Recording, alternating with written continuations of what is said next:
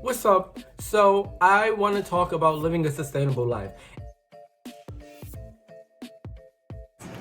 About to put all this single-stream recycling, including glass, aluminum, plastic, and cardboard, into the recycling bin on campus.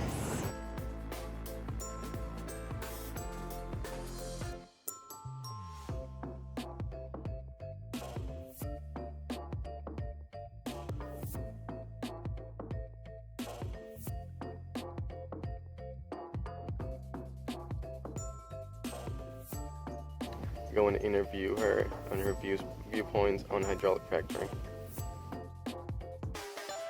They'll put that on the bottom, so the warmth they will not go down. It's really become a buzzword, a dead word, if you ask me, to the point that Shelley calls it the S word. So let's walk through a few of the different ways people define sustainability, the relationship that's maintained over a period of time. So a lot of these goals actually correspond to those ideas. The idea of gender equality, reduced inequalities, quality education. These are things that on their own can be achieved, but the question is, can you maintain that over time? And that's what sustainability is really about. The fact that materials can recycle. The earth is constantly in cycles of death and rebirth, of plants dying, wilting, and regrowing in other seasons, of species dying off only to be replaced by others. Everything is in constant flux.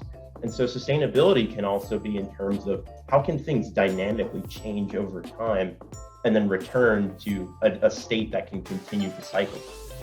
And there's always an ethical code around sustainability. You may have noticed I said earlier about maintaining it over generations of time. The question is, if you want something to be sustainable, for how long and for who? And when we're talking about it in an ethical framework, we tend to think, can we continue to do this for multiple generations without making things worse? And this is where things get difficult because, as you've learned from all of this, sustainability has so many different applications, so many different angles to look at. It's like blind men trying to tell you what an elephant is. But no one's actually getting the full picture. And that is the same issue with sustainability. I come from a psychological and environmental standpoint. I cannot tell you the single thing about budgets, deficits, costs, debit, and credit. No way. It will never happen. And there are people who can do that and don't even know what a peanut is. And so the important thing here is that we can combine the knowledge of multiple different specialists, of multiple different perspectives, and combine all of this knowledge into a unified whole. The only way we can do this, I think, is through the idea of the spirit of sustainability. Because you see, sustainability is all about relationships.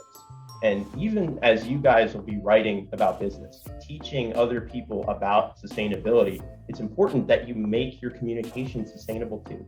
And what is sustainable communication? The kind of communication where you can speak to the person continuously for an indefinite period of time where that isn't deteriorating. So what does that require? It requires listening, compassion, reciprocity, attention. And these are things that don't come simply. They require a lot of work and a lot of careful attention. And so it is very critical that when you're able to apply sustainability, you're not just thinking about the ecology. You're not just thinking about, what policies can we enact? It's how can we make this relationship work?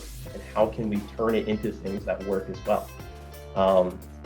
So I hope that has given you at least some idea of what sustainability can be, what you can do with it, and how you can describe it to other people.